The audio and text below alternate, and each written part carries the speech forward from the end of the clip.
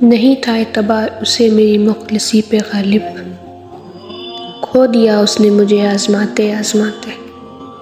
سچا انسان جذباتی ضرور ہوتا ہے مگر منافق نہیں۔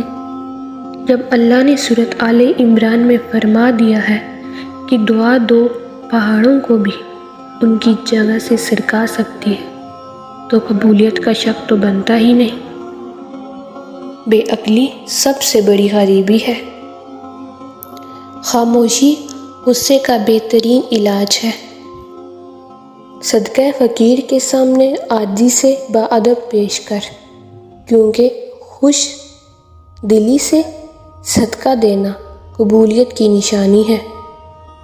آنسو بہا اس دن پر جو تیری زندگی سے گزر گیا اور اس میں کوئی نیکی نہیں ہوئی۔ اے لوگوں، خوف الہی سے تم میں جو رو سکے وہ روئے کہ وہ دن آنے والا ہے کہ تم رلائے جاؤ گے۔ اے انسان، اللہ نے تجھے اپنے لیے پیدا کیا ہے اور تو دوسروں کا ہونا چاہتا ہے۔ نعمت کا نامناسب جگہ خرچ کیا جانا ناشکری ہے۔ لوگ تمہارے عیبوں کے جاسوس ہیں۔ خاموشی غصے کا بہترین علاج ہے۔ سب سے بڑا خطا کار وہ ہے جو لوگوں کی برائیوں کو بیان کرتا پھرتا ہو۔ لوگوں کو جس طرح چاہے آزما لے، سانپ بچھیوں سے کم نہ پاؤ گے۔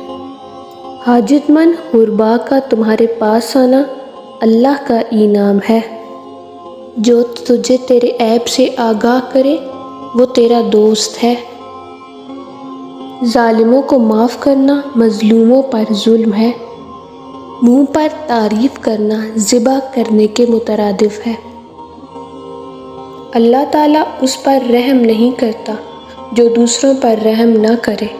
زیادہ ہنسنا موت سے غفلت کی نشانی ہے۔